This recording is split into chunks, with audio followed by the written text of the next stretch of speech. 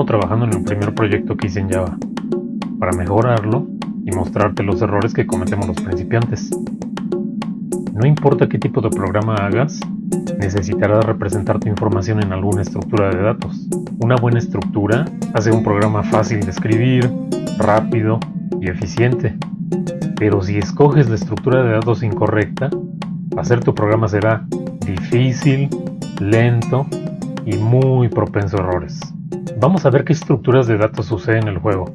Uno de los primeros problemas era, ¿cómo le hago para repartir fichas? Necesito repartirlas aleatoriamente. Y por supuesto, ningún valor se debe repetir.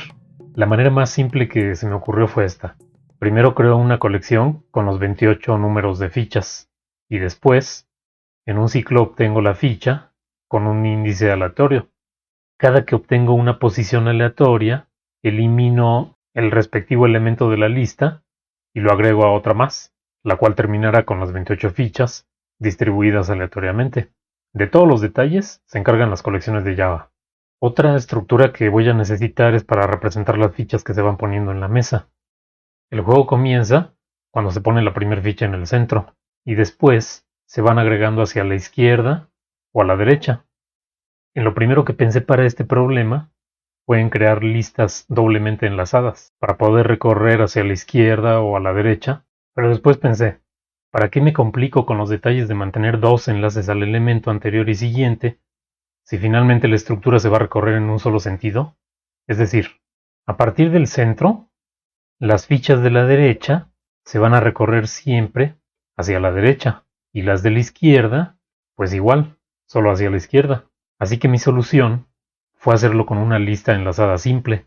Una variable representa la ficha del centro y los siguientes nodos serán las fichas hacia la derecha y una segunda variable representará la primera ficha que se tira a la izquierda y el resto serán las fichas hacia la izquierda. En cuanto a los jugadores, originalmente se representaban con un arreglo de 4 elementos y un índice para decirme de quién es el siguiente turno, aplicando la fórmula curvePlayer es igual a curvePlayer más 1, módulo 4.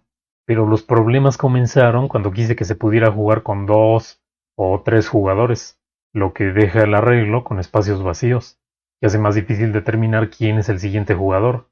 En lugar de ello, lo que terminé haciendo es una lista enlazada circular. Después de todo, el siguiente turno siempre sigue la misma dirección, y cuando termine el último jugador, continúa el primero. Así que con una lista circular es tan simple como jugador igual a jugador.next. Cuando se va armando la partida, el primer jugador estará apuntando a un nodo con su siguiente elemento enlazado a sí mismo. Cuando llegue el segundo jugador, entonces se actualiza la lista circular y así va creciendo.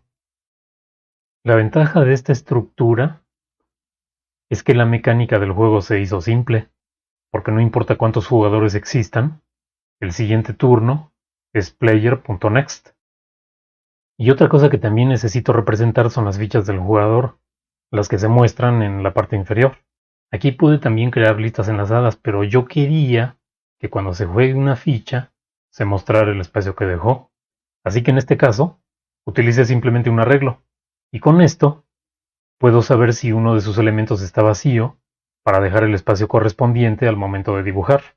Representar las fichas de los demás jugadores era más simple, porque no necesito saber el valor de cada ficha, solamente cuántas tiene y sus posiciones.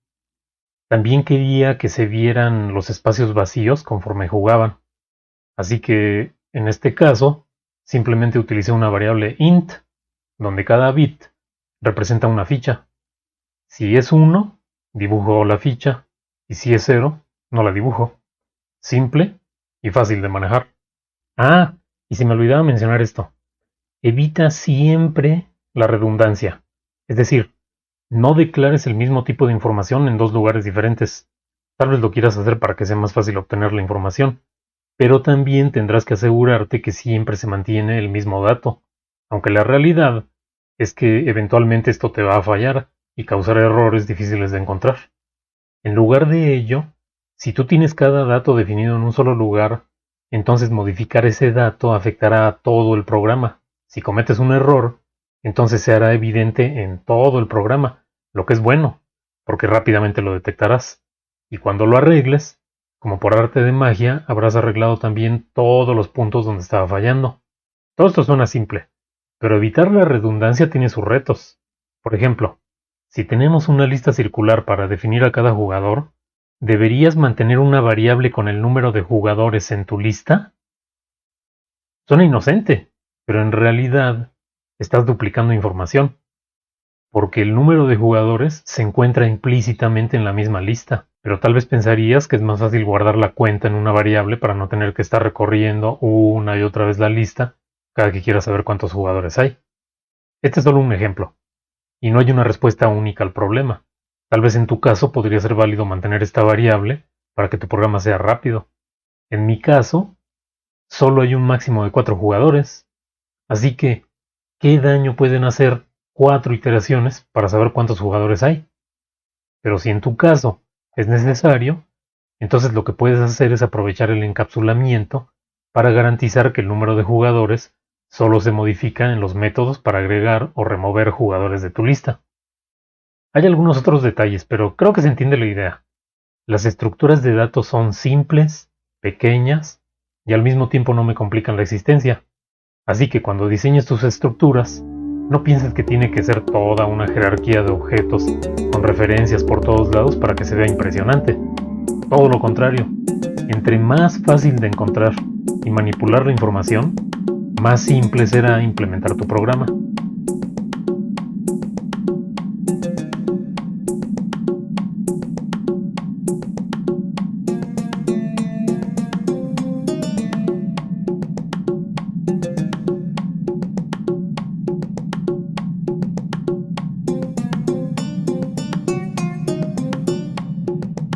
Si deseas aprender Java o perfeccionar tus conocimientos enfocado en razonar antes que en memorizar, inscríbete a mi curso. Visita el link para más información.